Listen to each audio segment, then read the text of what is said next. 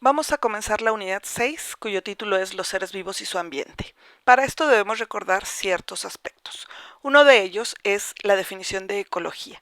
Ecología es la rama de la biología que estudia el medio ambiente, incluyendo sus factores bióticos, es decir, con vida, por ejemplo, animales, plantas, bacterias, y sus factores abióticos, es decir, los que no tienen vida, por ejemplo, el tipo de suelo, la cantidad de humedad en el ambiente, el tipo de agua presente, si hay agua dulce, agua salada, etc. Otra definición importante que tenemos que tener en cuenta para poder entender es población. Una población, recordemos, es un conjunto de organismos de la misma especie que habitan o se localizan en un determinado espacio. Por ejemplo, un conjunto de perros en un determinado espacio, una manada de elefantes. Recordemos que las poblaciones no se encuentran aisladas en la naturaleza. Es decir, todos los animales siempre están en constante interacción con plantas, con bacterias, con otros animales. Es por esto que se establecen relaciones sociales o interacciones sociales. Existen dos clasificaciones de estas interacciones sociales. Hay las interacciones interespecíficas, las cuales se refieren a cuando interactúan organismos de una población con otra de una población de diferente especie. Por ejemplo, una relación interespecífica es qué relación llevaría un león con una cebra.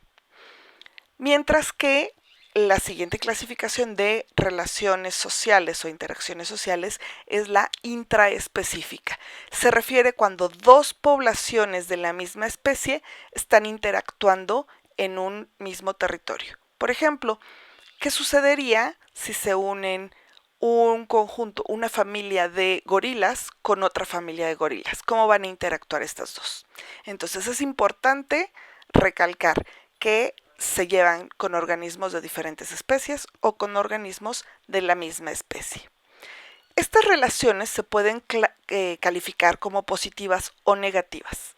Si una relación es positiva, se va a ver beneficiada una o las dos poblaciones.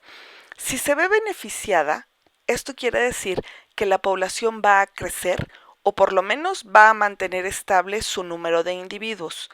Por ejemplo, si una población de gorilas se encuentra con otra población de gorilas, la relación es positiva, pues probablemente haya reproducción y entonces individuos o por lo menos permanecerá estable. Pero si una relación es negativa, se van a ver afectados, es decir, va a disminuir la población, ya sea por muerte o por enfermedad. El mismo ejemplo, nos encontramos con dos poblaciones de gorilas. Estas dos poblaciones resulta que los machos alfas se enfrentan entre ellos y alguno de ellos va a morir y el otro, mínimo por la pelea, va a salir lesionada. En ese momento se puede decir que las dos poblaciones perdieron individuos, por lo tanto fue una relación negativa. Vamos a comenzar relatando qué son las relaciones o qué tipo de relaciones interespecíficas existen. Recordemos otra vez, interespecíficas son interacciones con otras poblaciones de diferente especie. El primer tipo de interacción que voy a explicar se llama cooperación. Si podemos ver en esta tabla, de color rojo se encuentra el nombre de la interacción. Entonces, la cooperación va a tener un efecto en las dos poblaciones. Estamos hablando de poblaciones de diferentes especies. Eso se encuentra en color azul en la tabla. La población 1 en la cooperación se va a ver beneficiada y la población 2 se va a ver también beneficiada. Vamos a describir entonces en color verde que es un beneficio para ambas poblaciones. Y una característica propia es que la interacción no es obligatoria. Un ejemplo de esto, lo vamos a ver en la parte de abajo de la tabla de color negro, es cuando interactúa el loro gris africano tropical con diferentes tipos de árboles de frutas. Este loro, cuando se alimenta, toma los frutos de los árboles y digamos que no tiene muy buenos modales en la mesa. Entonces, cuando este loro toma el fruto, comienza a esparcir las semillas por todos lados.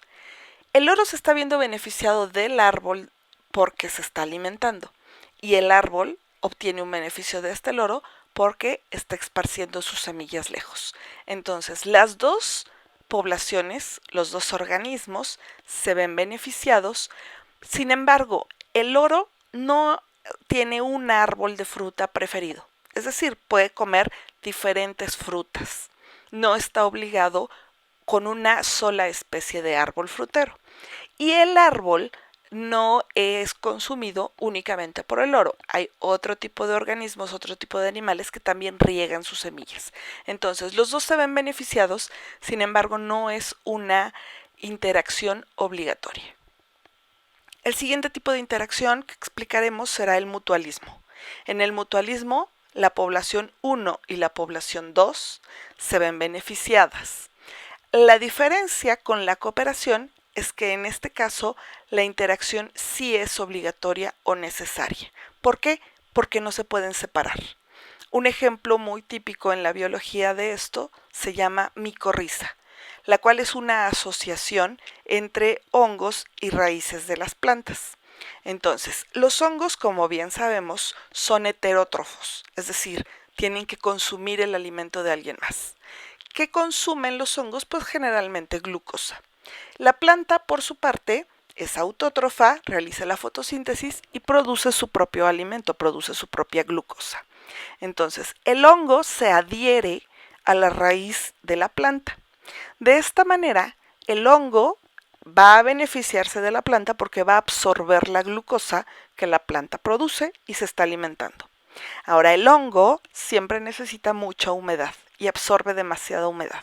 Entonces, el hongo va a absorber humedad, va a absorber agua y se la va a pasar a la planta a través de su raíz.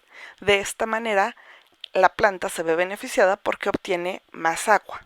Entonces, estos dos organismos, tanto la planta como el hongo, se están viendo beneficiados, es una buena relación y es obligatoria porque no se pueden separar.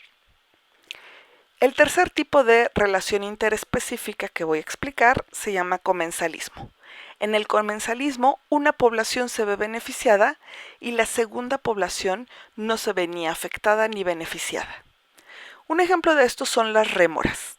Las rémoras son unos peces que se adhieren a los tiburones como transporte y de esta manera aprovechan que van obteniendo protección del tiburón. También se acercan a su alimento, van limpiando al tiburón y de eso se alimentan. Sin embargo, al tiburón le da exactamente lo mismo si trae pegadas rémoras o no. Es decir, la eficiencia y la salud del tiburón no se ven afectadas por la presencia o por la ausencia de las rémoras. Otro ejemplo de comensalismo es la relación que existe entre anémonas y ciertos tipos de peces, como el pez payaso. En este caso, el pez payaso se ve beneficiado de la anémona porque obtiene refugio, mientras que a la anémona le da exactamente igual si tiene peces viviendo dentro de ella o no.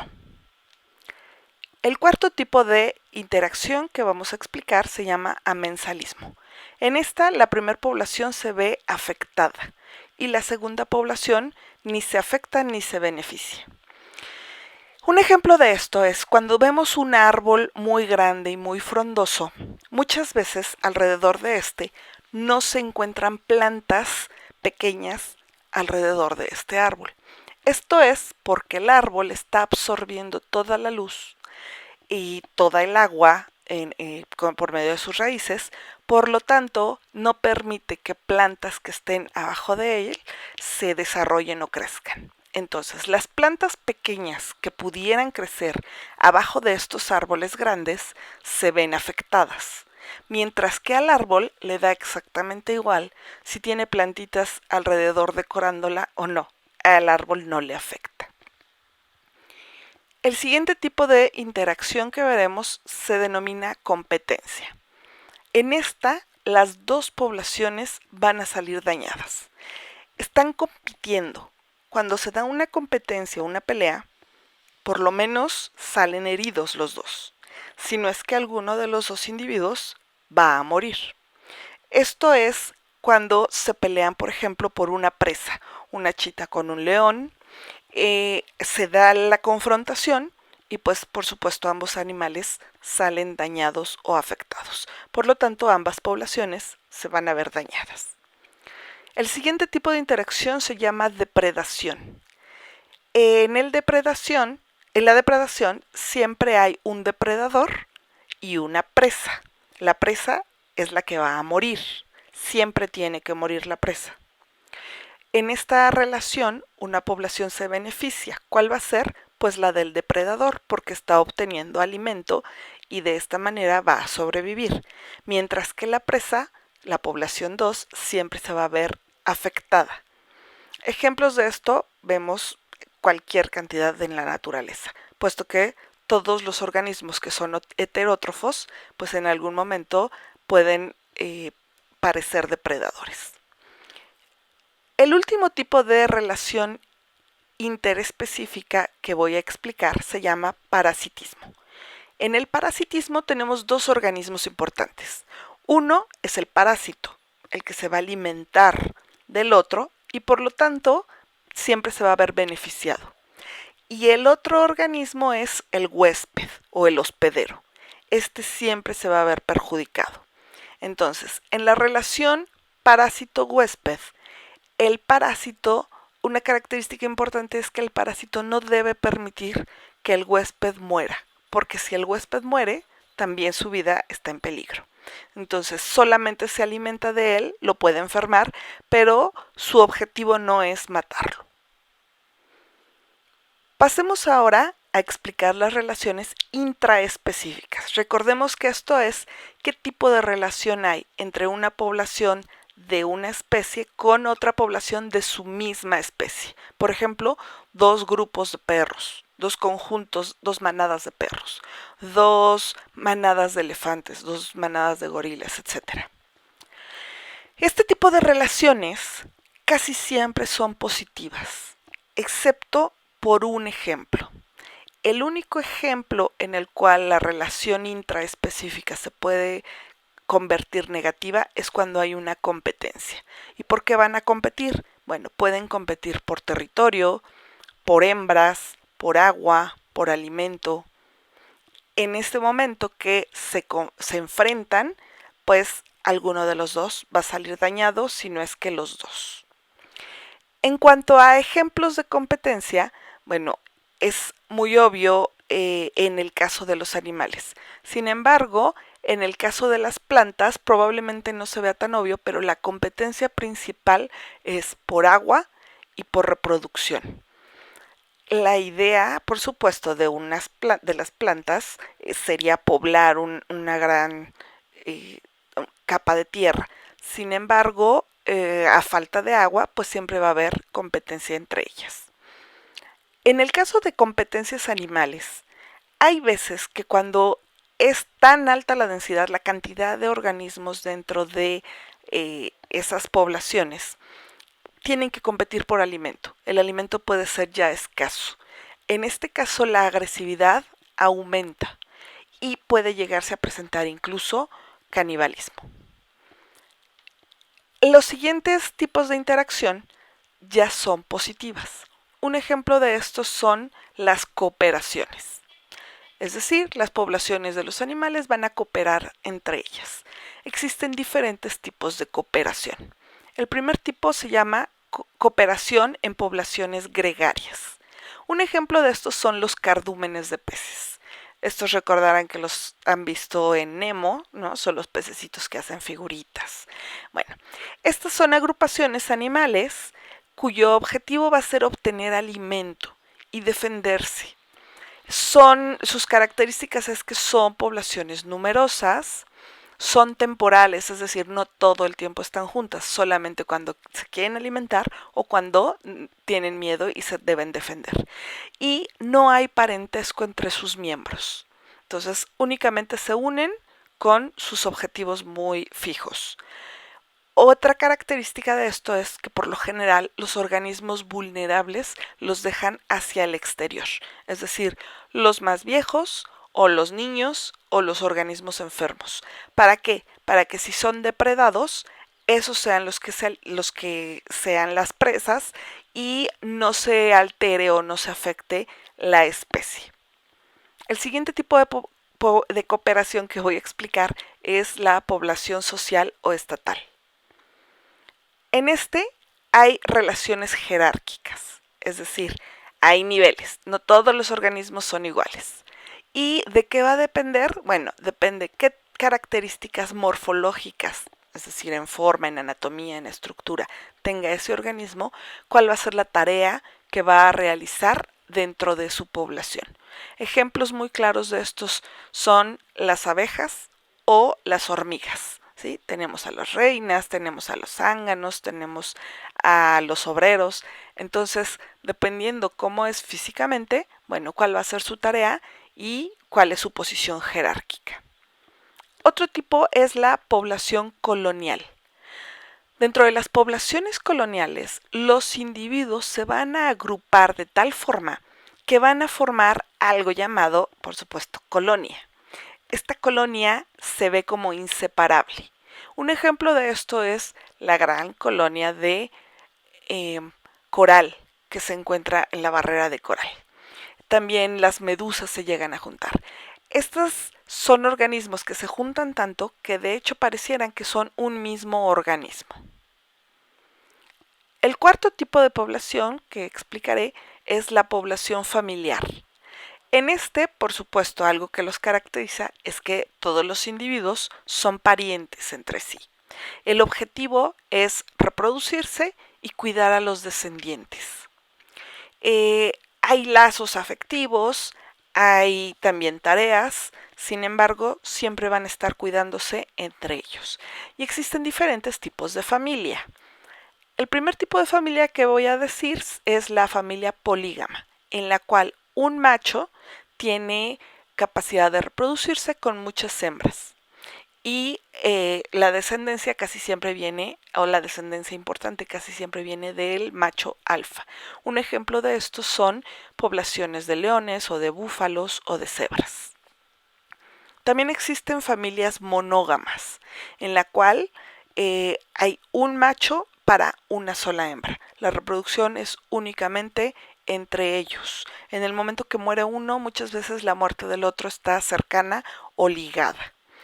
Y muchas aves, por ejemplo, son monógamas. Las poblaciones matriarcales es donde la hembra va a ejercer el liderazgo, es decir, es la que manda.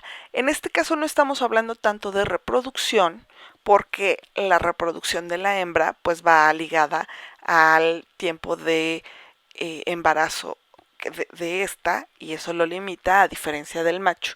Sin embargo, la que manda, la que dice hacia dónde se deben dirigir, etcétera, son las hembras. Ejemplo de esto tenemos a las suricatas, a las orcas, a los elefantes. Existe un último grupo que son como las excepciones. Estos no viven en conjunto, son animales que viven aislados, en soledad, simplemente cazan para ellos, buscan territorio para alojarse ellos, no están en grupo, más que cuando hay crías, pero en cuanto a la cría se vuelve independiente, dejan a la cría y se marchan. Y ejemplo de estos son muchas arañas, grillos, el tigre y el rinoceronte, entre muchos otros.